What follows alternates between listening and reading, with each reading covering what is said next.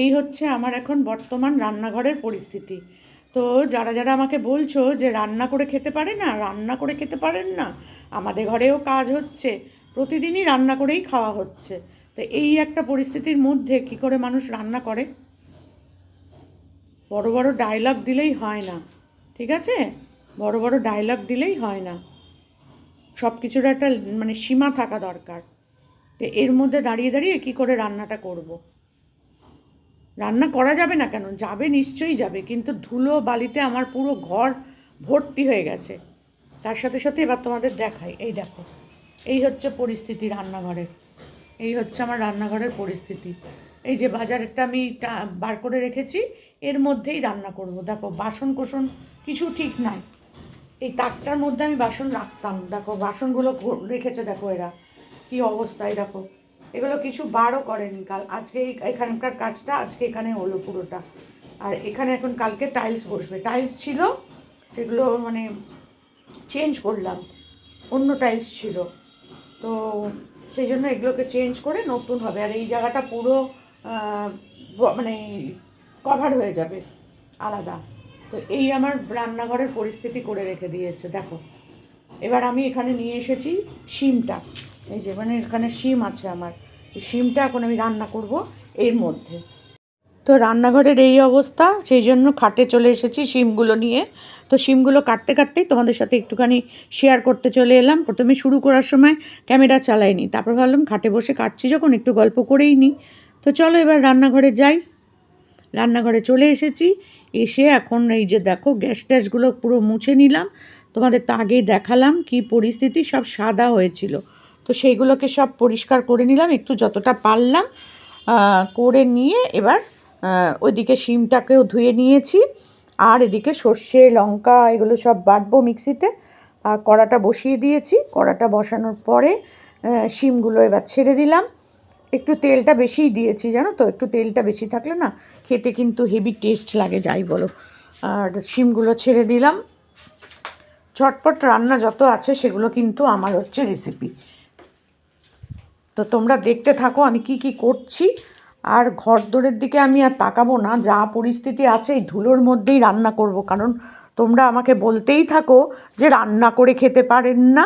তো রান্না করেই খাচ্ছি, দেখো ধুলোবালির মধ্যেই রান্না করছি। তোমাদের কত মজা লাগছে সেগুলো কমেন্ট করো। বাবারি বাবা, পড়ে যাচ্ছিলাম গো। তো তোমাদের কত ভালো লাগে দেখো ধুলোবালির মধ্যে রান্না কতটা মানে স্বাস্থ্যের পক্ষে ভালো, সেগুলো দেখে নাও। তো এবার আমি সর্ষেটা দিয়ে দিলাম এর মধ্যে, একটু লাল লাল করে ভাজা হয়ে যাওয়ার পর দিয়ে দিচ্ছি হলুদ, আর দিচ্ছি লঙ্কার গুঁড়ো, আর নুন। আর মিষ্টিটা কিন্তু আমি আগে দিয়ে দিয়েছিলাম, সেটা কিন্তু মনে হয় তোমাদের দেখাতে ভুলে গেছি। তো যাই হোক, যা পারছি তাই করে নিচ্ছি কোনো রকমে। খাবো তো আমি একা, 10জন থাকলে না একটু চিন্তা করতাম। এই যে যারা আমাকে বললো ভোরবেলা উঠে রান্না করতে, যদি 10জন লোক থাকতো, 5জন লোক থাকতো, হয়তো সেটাই করতে হতো। কিন্তু একা মানুষের আবার এত কি, হেভি হয়েছে হেভি।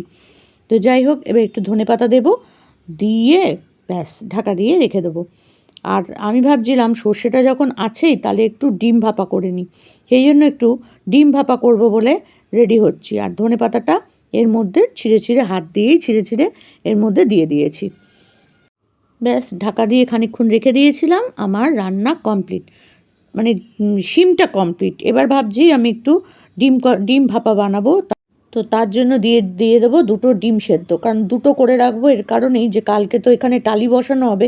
তো টাইলসগুলো যেহেতু বসাতে হবে ভীষণ ধুলো উড়বে, তো সেই কারণে আমি আজকেই করে রেখে দিচ্ছি। শিমটাও থেকে যাবে অনেকটা, দেখতেই পাচ্ছ কতটা হয়েছে, এতটা তো আমি খেতে পারবো না। তো সেই কারণে আমি শিমও খানিকটা রেখে দেবো, আর একটা ডিমও রেখে দেবো, তাহলে কালকে জাস্ট একটু ভাতটা করে নিলে আমার হয়ে যাবে। আর এই ঘরেই তো কাজটা হবে, রান্নাঘরে, অতএব রান্না করা যাবে না। আর সকাল 5টা-6টার সময় উঠে রান্না করা আমার পক্ষে সম্ভব না। একটা ভাতের জন্য সকাল 5টার সময় করা সম্ভব বলো? কিছু কিছু মানুষ আছে যারা জীবনে কোনো দিন মানে ভালো কথা বলতেই শেখেনি। তো শিমটা নামিয়ে নেওয়ার পর আমি চালটা ধুয়ে নিচ্ছি, চালটা ধুয়ে ভাতটা বসিয়ে দিয়ে আর তারপরে করব ডিম ভাপাটা। তো চলো ডিমটা ডিমটা সেদ্ধ করাটা তো কোনো ব্যাপার না, আর সর্ষেটা বাটাই আছে, অতএব অসুবিধা নেই। দেখো আমার মুখটা দেখা যাচ্ছে না, কারণ ওই দিক থেকে আলোটা আসছে, আমি রয়েছি জানলাটার উল্টো দিকে। তো এখানে আমি করে নিলাম হচ্ছে সর্ষে বাটা, আর তার সাথে লঙ্কার গুঁড়ো, হলুদের গুঁড়ো দিয়ে দিয়েছি। এবার একটু কাঁচা লঙ্কা দিয়ে দেবো, দিয়ে এটা ভাপে করবো, মানে তোমার কি বলে ডিম ভাপা করব। আগে করলাম শিম সর্ষে, এবার করবো সর্ষেটা বাটা ছিল, তাই ভাবলাম ডিমটাকে সেদ্ধ করে এর মধ্যে দিয়ে দেবো, দিয়ে বসিয়ে দেবো একদম ডিম ভাপা। তো সর্ষেটা মনে হচ্ছে একটু বেশিই হয়ে গেছে, যার জন্য দুটো ডিম একসাথে দিয়ে দিচ্ছি। আর এই দিয়ে তো জানোই একদম দারুণ ভাত খাওয়া হয়ে যায়। তো চলো এটা করতে থাকি। ডিম সেদ্ধ বসিয়ে দিয়েছি, ডিমটা হয়ে গেলে পরে ওর মধ্যে দিয়ে দেবো। এটা আমি বসিয়ে দিয়েছি, এই যে নোড়াটা দিয়ে এর উপরে চাপিয়ে দিলাম। আর এদিকে আমার ভাতও হয়ে গেছে, এই যে ভাত ভাত কমপ্লিট, এটাও কমপ্লিট। আর শিমটা তো তোমাদের দেখিয়ে দিয়েছি। চলো আমার রান্নার পাট শেষ। এই ঘরের মধ্যে যে এইগুলো করছি না, এই মনে হচ্ছে আমি অনেক জন্ম পূর্ণ করেছিলাম বলে করতে পারলাম, আর না হলে পরে আমি রান্নাই করে মানে অর্ডার দিয়ে দিতাম। এইসব করে খাওয়া এই নোংরা ধুলোর মধ্যে একদম বিরক্ত লাগছে আমার, কিন্তু করতে হবে, কি করবে, এগুলো নিয়ে এসছি, নষ্ট হয়ে যাবে আর ফ্রিজে থাকতে থাকতে শুকিয়ে যাবে।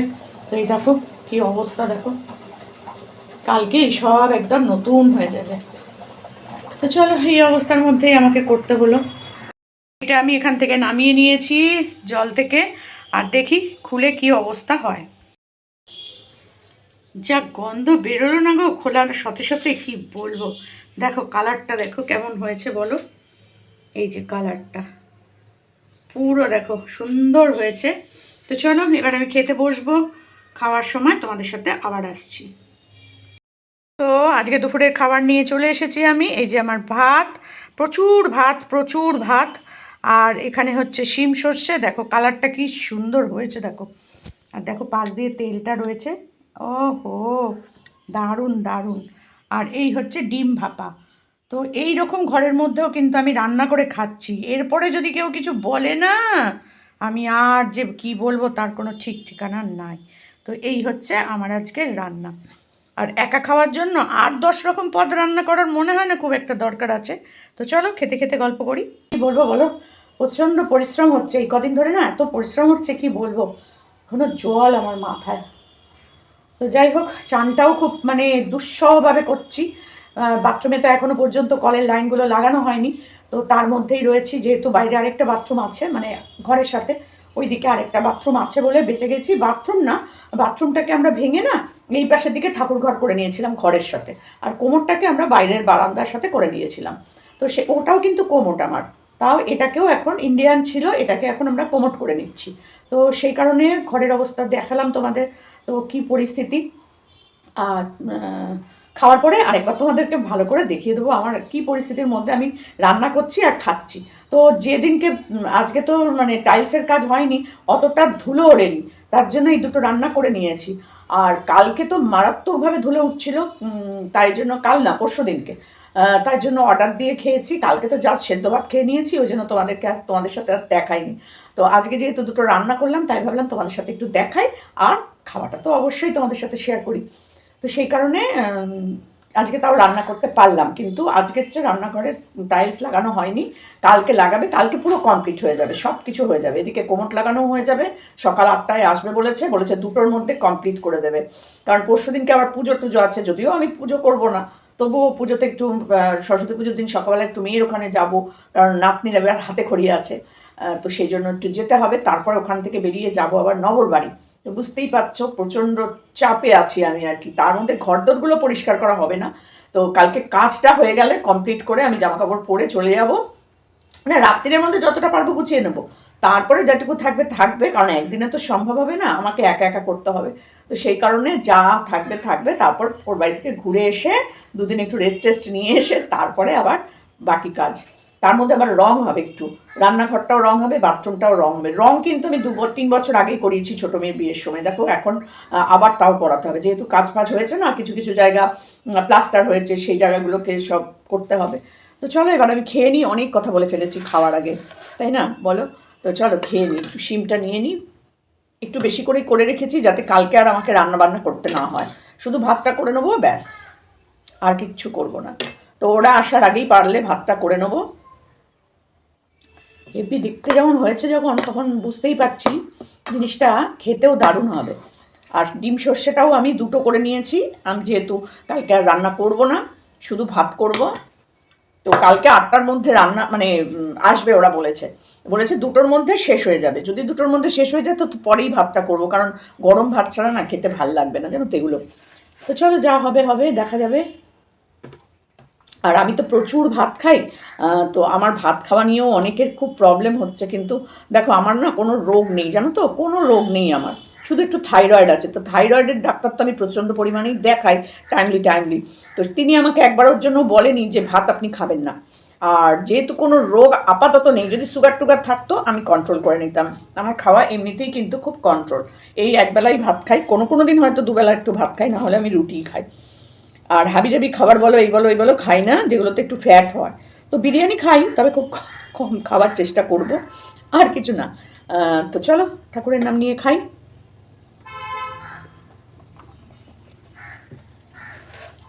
আমি রান্না কিন্তু করি ভালো, এটা আমি নিঃসন্দেহে জোর গলায় বলতে পারি। যে তোমরা যদি খাও, কেউ বলবে না যে সমাজে তুমি রান্না করতে পারো না। কিন্তু সত্যি করে আমার রান্না করতে ভালো লাগে না, এটা হচ্ছে মেইন ব্যাপার। তো যারা বলেছো আমার ভাত খাওয়াটা বেশি, তাদেরকে বলবো সামনে থেকে এসে দেখতে। ক্যামেরাতে না অনেক কিছু অনেক রকম লাগে, কিন্তু ক্যামেরার বাইরে আবার অনেকটা অন্য রকম লাগে, বুঝেছো? তো একদিন এসে দেখে যাও আমি কতটা খাই, খাবো না কেন? যদি আমি হজম করতে পারি, যদি আমি সেটা আমার শরীরে কোনো কষ্ট না হয়, তাহলে আমি খাবো না কেন? অদ্ভুত না কেমন? বাড়িতে যাদের 50-এর ওপর বয়স আছে, আমার মনে হয় তাদেরকে তারা খেতে টেতে দেয় না। একজন আমাকে কমেন্ট করেছে, খুব ভালো করে বুঝিয়েই বলেছে, তাকে আমি কিছু বলতে চাইছি না। কিন্তু যারা খুব বাজেভাবে কমেন্ট করে, সত্যি খুব খারাপ লাগে। ভাবি যে তাদের বাড়িতে তো মা আছে, তাদেরও তো মা আছে, নিশ্চয়ই আমার বয়সী হবে বা আমার থেকে বড় হতে পারে। তো তারা কখনোই মনে হয় না যে শুধু ফলমূল খেয়ে থাকে, তাই না? আমার এত বয়স হয়ে গেছে যে আমাকে শুধু ফলমূল খেয়ে থাকতে হবে। ভাবো, বুড়িরা আর ভাত খাচ্ছে না, ছেড়ে দিয়েছে, সব বুড়িরা ভাত খাওয়া ছেড়ে দিয়েছে। কি জ্বালা বাবারি বাবা, তা আমি ছাড়বো না।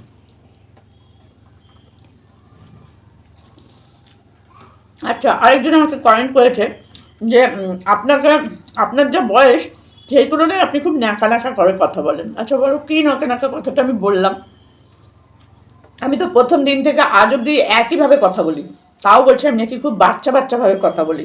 জানি না বাবা, তাদের কাছে কি চোখে দেখে, তারা চোখ আদৌ ঠিক আছে কিনা, ছানি অপারেশন করতে হবে কিনা, আমি ঠিক বুঝতে পারি না, বিশ্বাস করো। হ্যাঁ, এখানে গন্ডগোল।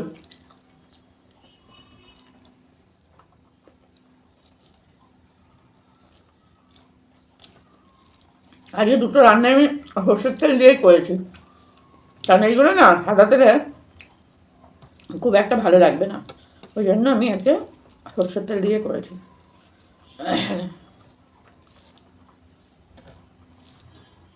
দারুণ হয়েছে কিন্তু শিমটা, একদম সব কিছু ঠিক। নুন নেই, নুন মানে নিয়ে বসিও নি।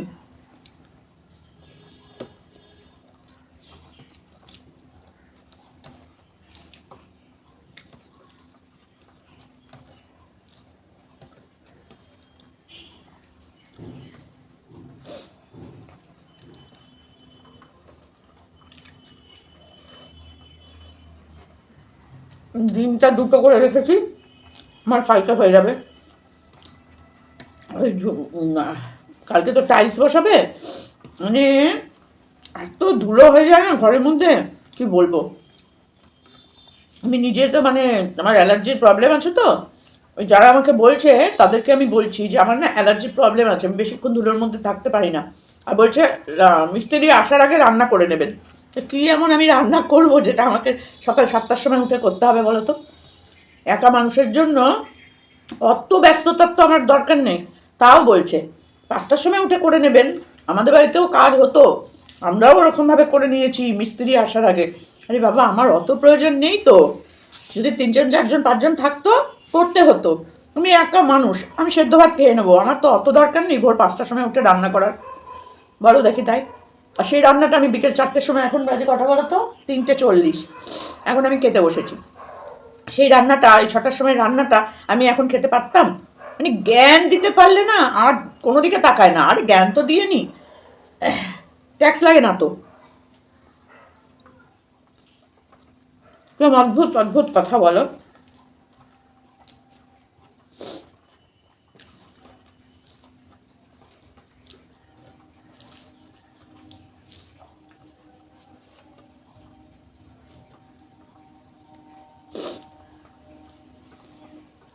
এদের বাড়িতে মা ঠাকুমা দিদাদের কোনো অস্তিত্ব খুঁজে পাওয়া যাবে না। সব কাঁদে শুয়ে শুয়ে, খেতে পায় না তো, ভাত খেতে পায় না। পেট ভরে যে দুটো ভাত খাবে জানি না, অত ভাত খাচ্ছ, অত ভাত খাচ্ছ। আর ফলের যা দাম, ফল খাইয়ে পেট ভরিয়ে রাখবে এরা, মনে হয়? কখনো না। নিজেরাই খায় কিনা সন্দেহ।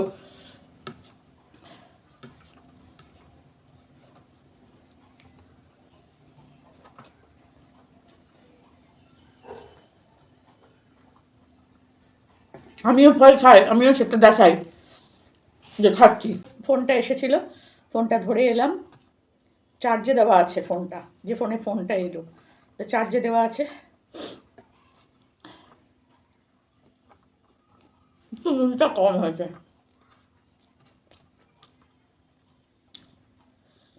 কিন্তু আমি আর নুন আনিনি, আর এখন উঠবো না, একটু কম থাক। দারুণ হয়েছে। সেদ্ধ ভাত খেয়ে খেয়ে মুখটা পচে যাচ্ছিল।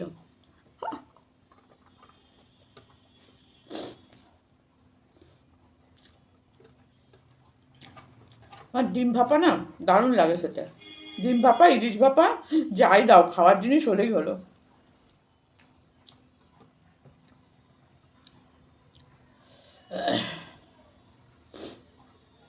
নিজের পয়সায় আমি খাই না জানো, রোজ লোকের বাড়ি ঘুরে ঘুরে ঘুরে ঘুরে আমার সারা মাসের পয়সা আমি বাঁচাই, এগুলোও আমায় শুনতে হয়। তা ভালো করি, বেশ করি, ভগবান আছে আমার ওপরে সহায়, যে তোর নিজের পয়সা খরচ করতে হবে না, তুই লোকের বাড়ি বাড়ি খা। তা আমি তাই খাই।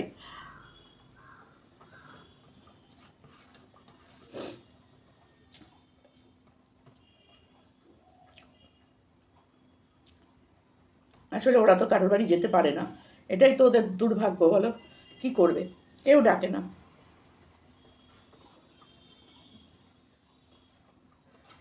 তাই জন্য জ্বলে পুড়ে মরে।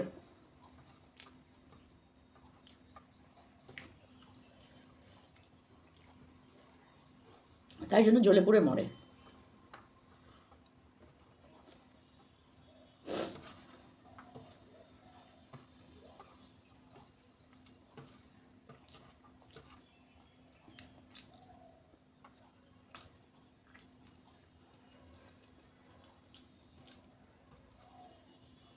বেশ, খাওয়া কমপ্লিট।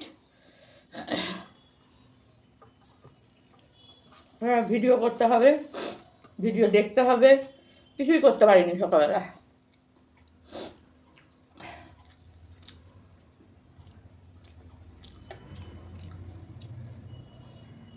কমপ্লিট।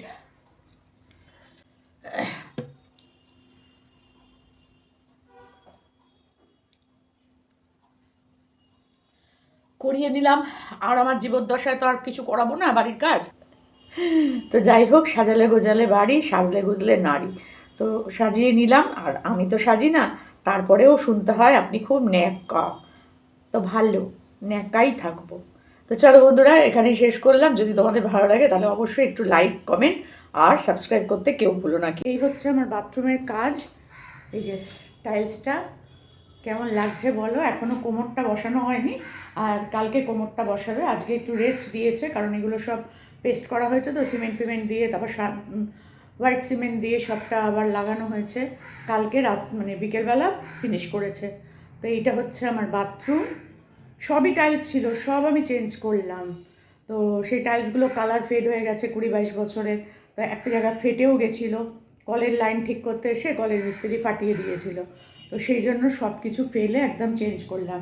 আর এইটা করলাম মেঝেটা, তোমাদের সাথে শেয়ার করেও করা হয়নি। এগুলো লাগানো হয়ে যাবে। আর এখানেও শাওয়ারটাও ছিল, শাওয়ারটাও চেঞ্জ করে দিচ্ছি। কলের লাইনটা পুরো নতুন করে করা হলো। আর ওখানে কোমরটা কালকে সকালবেলা বসাবে।